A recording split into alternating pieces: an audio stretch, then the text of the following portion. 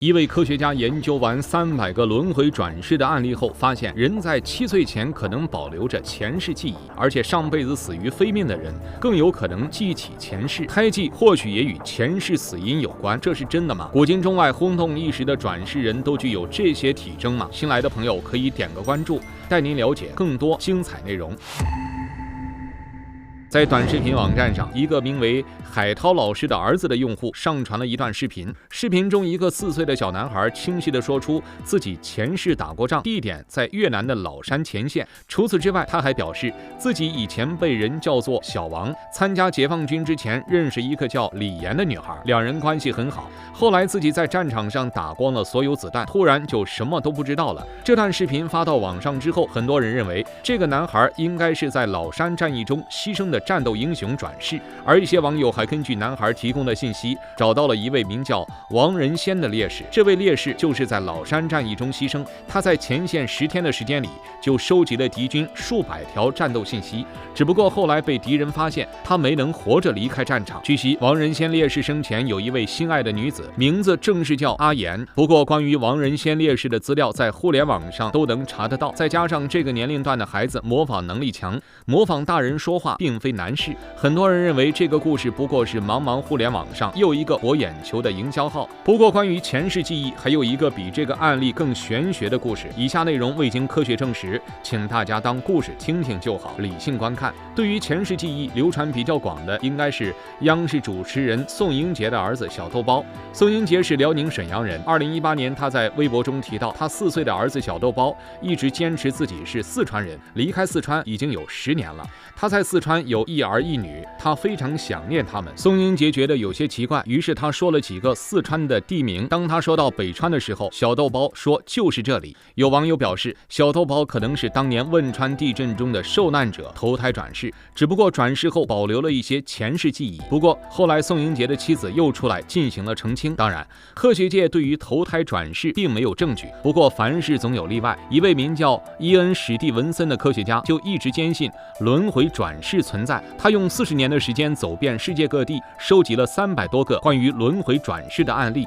希望能解开轮回中的秘密。史蒂文森博士发现，人在7岁之前保留前世记忆的比例是最高的，7岁之后这些记忆会逐渐消失，最终全部遗忘。史蒂文森在英国格拉斯哥市见到了一个名为卡梅伦·兰姆的男孩，这个男孩学会了前2个词是爸爸和妈妈，而第3个词却是巴拉岛。他的父母从未教他这个词，也不知道巴拉岛是什么意思，但兰姆却一直把巴拉岛挂在嘴边。后来随着兰姆长大，关于巴拉岛的秘密也开始被揭开。原来巴拉岛是一个地名，兰姆说他以前是巴拉岛的一个男孩，住在一个白色的房子里，那里的爸爸名叫谢恩·罗伯逊，妈妈非常漂亮。兰姆的父母非常震惊，因为孩子说的这些逻辑都很缜密，不像是他编造的。后来一家人带着兰姆去了巴拉岛，希望能找到答案。兰姆登岛之后非常开心，轻车熟路的就找到了白房子，只不过房子里已经空空如也。后来一家人打听到，这栋房子之前的主人正是属于罗伯逊家族。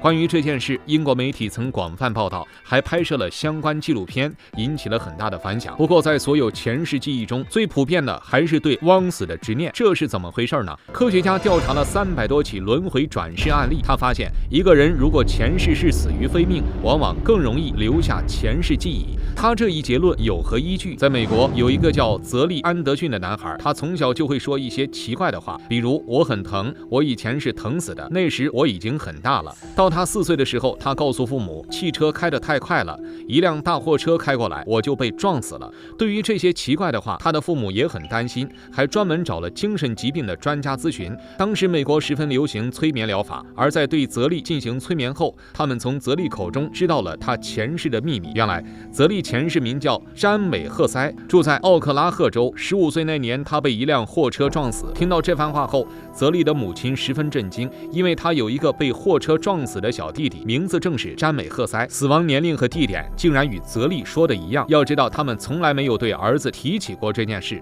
泽利根本不可能知道。唯一的解释就是弟弟詹美投胎转世，成了他们的儿子泽利。为了确认这一点，他们还带着泽利去了詹美的老家，参观了詹美小时候的学校。在这里，泽利表现出了亲近和熟悉，让他们确认了这一点。还有一个案例发生在叙利利亚，一个3岁的男孩向父母求助，说几年前有人杀害了我。父母一开始觉得这是小孩子胡说，但很快小男孩把事情的细节也讲了出来，说是他和一个人发生争吵，被对方用斧头砍中脑袋而死。随后小男孩还表示可以带着父母把尸体挖出来。父母听到这番话后感到毛骨悚然，联想到男孩经常被噩梦吓醒的情况，他们决定按照孩子的思路走一趟。结果在孩子的指引下，他们真的挖出了一具尸骨，头部有被斧头砍伤的痕迹。巧合的是，在男孩脑袋的相应位置也有一个不大不小的胎记。随后男孩又希望能去指认杀人凶手，于是一行人又跟着孩子去了村庄，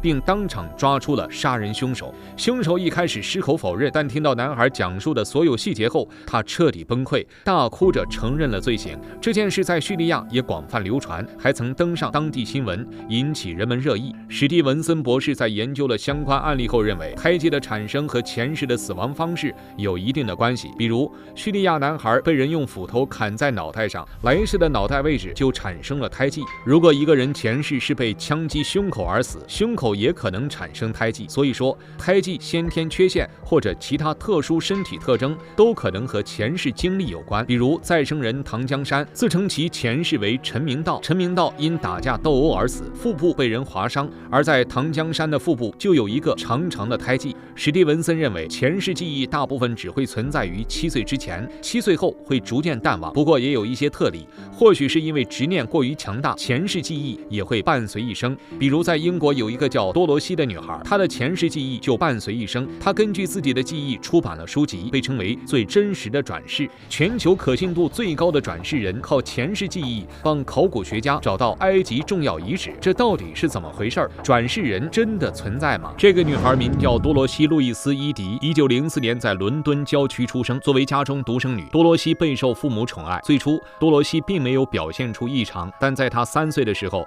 她从楼梯滚落，摔到了脑袋。父母将其送到医院的时候，医生认定她已经死亡。没想到，在其父母准备办葬礼的时候，多罗西却自己滚下床，像没事人一样玩耍起来。孩子死而复生，做父母的自然十分高兴。不过复生后的多罗西却出现了很多反常的地方，因为她似乎拥有了前世记忆。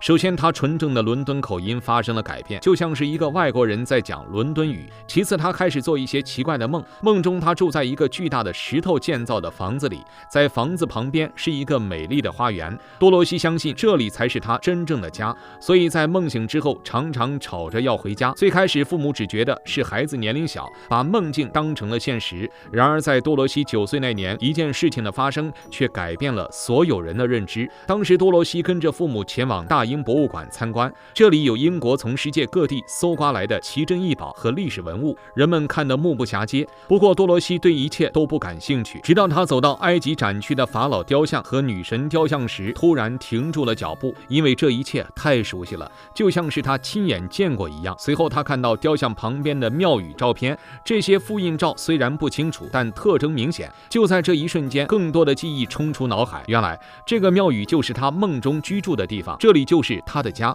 多罗西激动地流下眼泪，父母看到女儿的样子不禁慌张起来，但无论他们怎么喊，多罗西都像听不到一样。无奈之下，父母只能强行将其拖回家中。后来多罗西告诉父母，她的前世是埃及的女祭司，生活在公元前1290年。她的父母都是身份比较低下的人，由于无法抚养她，才把她交给了神殿。本来她会保留自己的处子之身，一生侍奉在神殿之中，但后来她和当时的法老赛提一世相恋，还被人揭发。为了不影响赛提一世，多罗西选择了自杀。最开始人们并不相信多罗西的话，但后来考古学家们根据多罗西的描述，竟然真的在埃及神庙附近挖出了一条古隧道，还找到了赛提神庙花园遗址。这2件事让多罗西声名大振，也被当时的人们称为最真实的转世记忆。后来多罗西一直留在埃及从事考古事业，直到死去。不过关于他转世传闻一直争议不断，有人相信他的故事，有人质疑，认为不过又是一个噱头而已。毕竟目前科学界的确没有确切的证据